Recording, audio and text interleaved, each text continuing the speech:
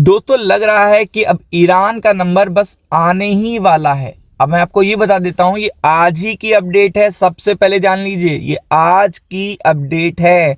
और आपको पता है कि एकदम से खबर नहीं आती है, पहले पूरी स्ट्रैटेजी स्टार्ट होती है, देन आफ्टर दैट देखिएगा खबर आती है। तो इसलिए आपको पहले यहां पे कुछ बताने की कोशिश कर रहा हूं। 60 मिनट पहले देखिएगा इजराइल ने क्या कर दिया है, स्ट्राइक कर दी है। स्ट्राइक क्या करी है, मल्टीपल स्ट्राइक करी है। किस पे करी है, लेबनान पे।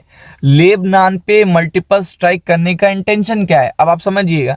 लेबनान में देखेगा जो मैक्सिमम देखेगा जो ग्रुप्स एक्टिव हैं वो कौन है, हमास एक्टिव है, आपको पता है हूती एक्टिव है और हिजबुल्ला एक्टिव है। ये तीनों एच एक्टिव हैं और ये किससे बैकअप हैं, ये ईरान से बैकअप हैं।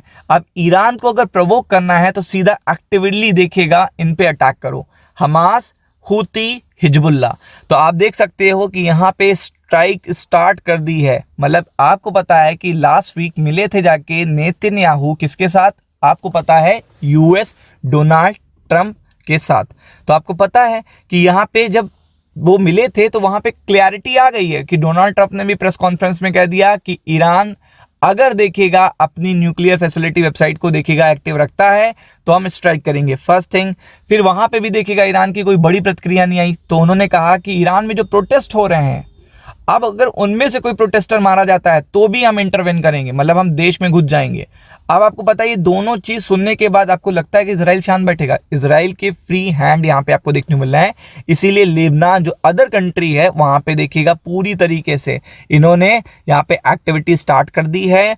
और आप देख सकते हैं डिसर्नमेंट मीटिंग साइडन, तो आप देख सकते हैं कि पूरी तरीके से यहाँ पे थर्ड सबसे बड़ी सिटी पे हमला करा है, थर्ड। तो एटलीस्ट 1 पर्सन वॉज देखेगा ट्रांसपोर्टेड बाय एम्बुलेंस, रेस्क्यू किया गया है। इमीडिएट रिपोर्ट अभी तक यही आई है। इजराइल एयरफोर्स देखेगा struck area southern eastern Lebanon on Monday early Tuesday in including the country's third largest city. तो आप देख सकते हो कि एक्टिविटी स्टार्ट हो चुकी है। अब आप ऐसे में खुद ही डिसाइड करो कि ऊपर के लेवल पे आपको ट्रैप होना है कि नहीं होना है। जब देखेगा लेबनान पे एक्टिविटी स्टार्ट हो चुकी है, ईरान को लगातार थ्रेट वार्निंग दी जा रही है। ईरान में ऑलरेडी देखेगा प्रोटेस्ट चल रहे हैं और प्रोटेस्ट रुकने का नाम नहीं ले रहे हैं। जिस देश में इन्फ्लेशन अपने चरम सीमा के पार होगा और उसकी करेंसी डॉलर के अगेंस्ट कुछ बची ही नहीं है, 14 लाख ईरानी रियाल। अब आप समझ लीजिए कि क्या वैल्यू हो गई होगी ईरान की। मतलब एक तरीके से वेनेजुला वाला हाल हो गया होगा, जहाँ पे नोट फाड़े जा रहे हैं, मतलब जो करेंसी उनकी फाड़ के फेंकी दी जा रही है। जब से देखिएगा उनके जो निकोलस हैं वो उठा लिए गए। तो आप देख सकते हैं यहाँ पे, तो उस प्रोटेस्ट को तो रोक नहीं सकते। तो इसलिए यहाँ पे बताया जा रहा है कि अब ये एक्टिविटी जब स्टार्ट हो गई है तो अगला नंबर अब बहुत जल्दी किसका है, सीधा देखिएगा ईरान का है। Lebanon army commander is schedule to brief the government को अभी देखिएगा ये बताने जा रहे हैं पूरी तरीके से। Hezbollah in area along with the border with the Israel. तो आप देख सकते हैं हिजबुल्ला को टारगेट करते हैं तो ईरान खुद टारगेटेड हो जाता है। तो हिजबुल्ला की एक्टिविटी को टारगेट किया गया है।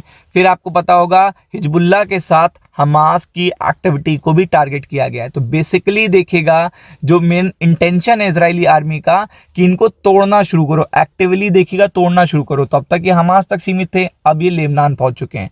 तो अगर आप यहाँ पे देखेंगे तो लेबनान तो अदर कंट्री है, तो वो भी तो पलटवार करेगी, तो वो पलटवार करेगी। फिर ईरान भी एक्टिव होगा, तो ईरान एक्टिव होगा तो सीधा देखिएगा फिर वो चीजें कॉन्फ्लिक्ट बढ़ जाएगा।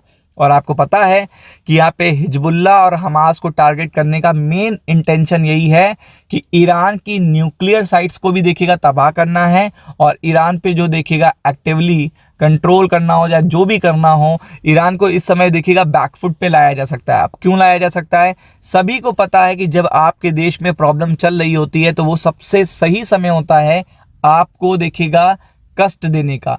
इसीलिए कहा जाता है लाइफ में कि जब इंसान परेशान होता है तो उस पर्टिकुलर एक मजबूत इंसान भी टूट जाता है।